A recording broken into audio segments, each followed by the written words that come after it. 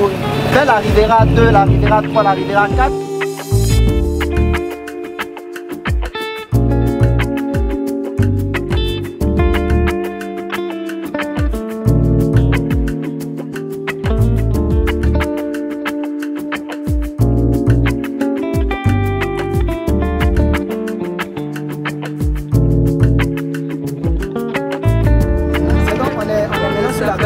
Donc on va s'approcher de plus en plus.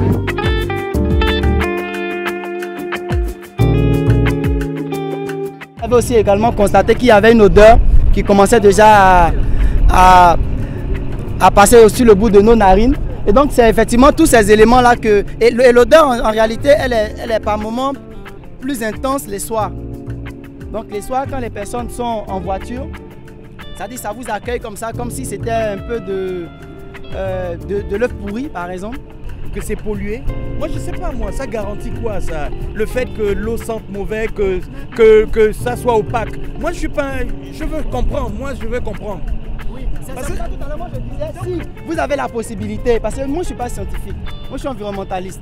Donc si vous pouvez même prendre un échantillon de l'eau, arriver chez vous, vous analysez, faites ça analyser par un laboratoire, on pourra vous dire ce qu'il y a à l'intérieur. Parce que nous, non, c'est pas un raccourci. Parce que la question, elle est de deux ordres. Elle est d'abord scientifique. Donc les scientifiques travaillent sur tout ce qu'il y a comme constituant de l'eau. Et puis nous, on travaille sur l'aspect visuel que nous voyons. Et nous, c'est à partir de là que nous essayons de voir. Oui, à partir de ce qu'on voit. Mais tout à l'heure, tout le monde était unanime pour dire que l'eau est devenue plus noire ici que de l'autre côté. Oui, ça peut être que les végétaux qui sont en bas comment dire, obscurcissent l'eau. Je suis d'accord avec vous. C'est comme l'eau bleue de l'océan. Oui. Vous pensez que l'eau est bleue? C'est parce que les algues qui sont en bas donnent la teinture bleue. Oui, maintenant c'est pour ça que je dis, pour nous départager, on prend un échantillon et on va faire l'analyse. Et je vous ai aussi proposé qu'on rencontre aussi le CIAPOL. Le niveau de leur empreinte et est-ce qu'ils ont des mesures pour vous accompagner dans la sensibilisation?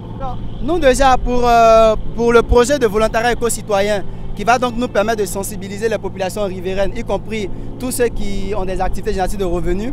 Nous avons approché quand même un certain nombre de restaurateurs, de tauliers, mais nous n'avons pas encore de suite. Mais je peux vous dire que en tant qu'hôteliers, ils sont aussi conscients que la pollution, l'état de cette lagune-là, quand même les empêche d'avoir beaucoup de clients.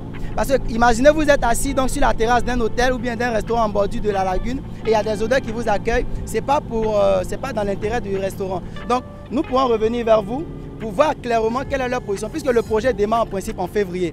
Donc jusque-là, on n'a pas encore de suite avec ces différents prestataires.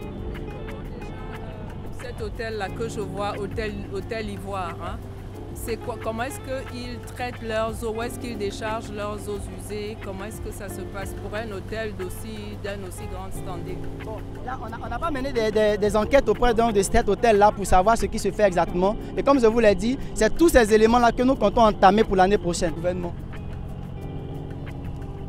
Mais en même temps, si les populations riveraines ne peuvent pas décharger leurs ordures dans la lagune, par exemple, quelles sont les alternatives qu'elles ont pour gérer leurs déchets? Bon, au niveau de la gestion des déchets, par exemple, nous on a... Oui, ici c'est beaucoup plus en termes de tri sélectif que nous allons leur demander donc de faire donc avec plusieurs types de poubelles. Et puis nous on a fait au niveau de tout ce qu'il y a comme déchets plastiques et puis déchets non biodégradables, voir comment est-ce que nous pouvons faire la récupération.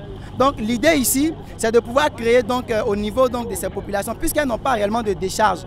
Donc essayer de voir avec l'entreprise qui s'occupe donc de la collecte des ordures pour que la rotation se fasse de façon régulière. Parce que l'une des raisons aussi qui les encourage à déverser directement, c'est que quand les déchets sont entreposés là où ça doit être enlevé par l'opérateur ne vient pas l'enlever assez rapidement. Donc eux, ils préfèrent trouver le palliatif en déversant directement de l'autre côté. Voilà. Les stations d'épuration des eaux ici. Oui, voilà une qui est là. Ça c'est pour les eaux usées ou bien pour la... Ah non, pour les eaux usées. Ça c'est refoulement. Oui, c'est pour la source d'ici. Mais il y a une autre station, quand vous sortez au niveau de la corniche vers le café de Rome, vous allez le trouver, il y a une station là-bas. Et il y a une autre station qui est après l'échangeur, après le pont du lycée technique. Bon, vous connaissez peut-être pas. Ça se trouve à votre gauche en allant. Si vous passez par la vie, le carrefour de la vie, juste avant, c'est donc à votre gauche dans le bas-fond. Est-ce que vous avez d'évaluer l'impact de cette pollution sur les populations riveraines? Est-ce qu'on peut... Il y a quand même un impact. Oui, il y a un impact, mais on ne l'a pas évalué en termes de chiffres. Ouais. Non, de manière substantielle et même... C'est quoi en fait?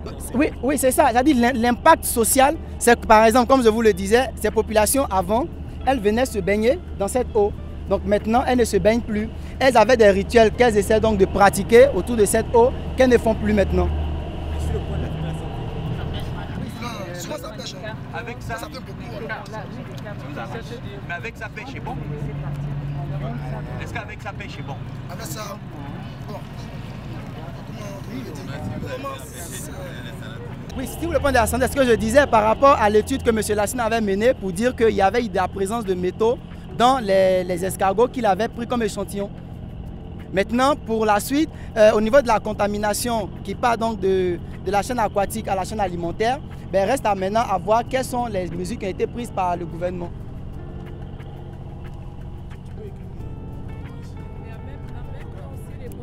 Riveraines ne peuvent pas déposer, décharger leurs ordures dans la lagune par exemple. Quelles sont les alternatives qu'elles ont pour gérer leurs déchets? Bon, au niveau de la gestion des déchets par exemple, nous on a... Oui, ici c'est beaucoup plus en termes de tri sélectif que nous allons leur demander donc de faire donc avec plusieurs types de poubelles. Et puis nous on a fait au niveau de tout ce qu'il y a comme déchets plastiques et puis déchets non biodégradables, voir comment est-ce que nous pouvons faire la récupération. Donc l'idée ici, c'est de pouvoir créer donc, au niveau donc, de ces populations, puisqu'elles n'ont pas réellement de décharge. Donc essayer de voir avec l'entreprise qui s'occupe donc de la collecte des ordures pour que la rotation se fasse de façon régulière. Parce que l'une des raisons aussi qui les encourage à déverser directement, c'est que quand les déchets sont entreposés là où ça doit être enlevé par l'opérateur ne vient pas l'enlever assez rapidement. Donc eux, ils préfèrent trouver le palliatif en déversant directement de l'autre côté. Voilà. On va parler, mais les gens, ils ont besoin de déposer leurs déchets quelque part. Donc il faudrait que... Et vous avez... C'est qui c'est quoi? C'est l'arrondissement? C'est la mairie? C'est quoi l'autorité? Ici, il y a deux autorités. Il y a le district et puis il y a le maire. Donc au niveau de la... Ben, oui, au niveau du district, par exemple, j'ai entendu dire, au niveau du district, qu'il y a eu un programme quand même de quelques milliards qui va donc faciliter la dépollution de la baie. Alors aujourd'hui, on attend que les travaux vraiment puissent entrer donc en exécution. Mais le seul programme aujourd'hui qui est concret et qui est piloté par le Premier ministre, comme je l'ai dit, c'est la dépollution de la baie de Cocody.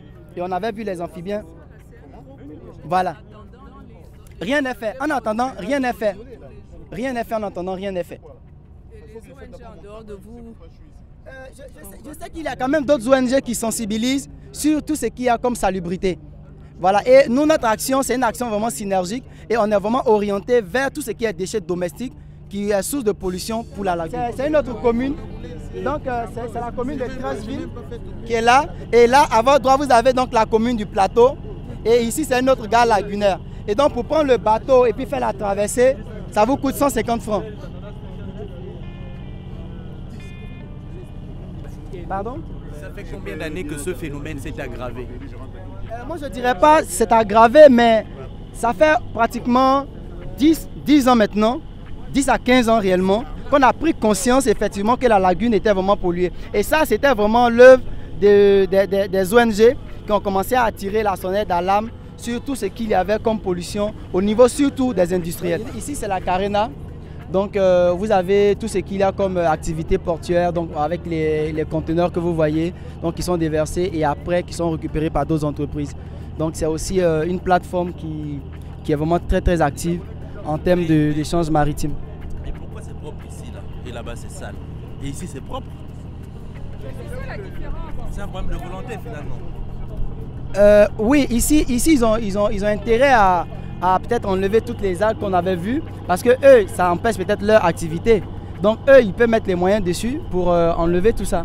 Mais de l'autre côté, ben, s'il n'y a pas d'intérêt pour enlever les VAE, ben, on ne sait pas pourquoi est-ce qu'on va s'y engager. Avec eux pour justement que l'action qu'ils mènent ici soit étendue. Parce que c'est ça aussi, c'est-à-dire qu'au moins le privé montre l'exemple qui est fait et peut aider, quoi. Parce que de toutes les façons, ceux qui viennent ici vont là-bas. Donc je crois que c'est plutôt comme ça. Parce que ça montre un exemple que pourquoi là où il y a des activités qui apportent économique, c'est propre et de l'autre côté non. Donc je pense que c'est comme ça aussi, tu vois, dans la démarche, même dans l'éducation, de montrer un peu la différence.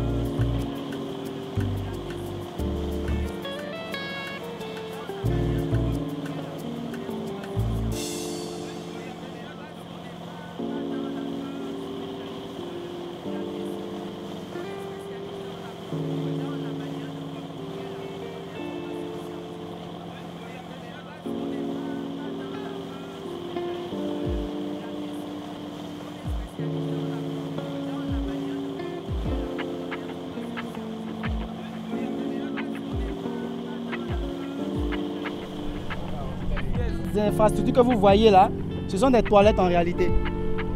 Voilà, donc ils viennent là et puis ils font leurs besoins. Voilà.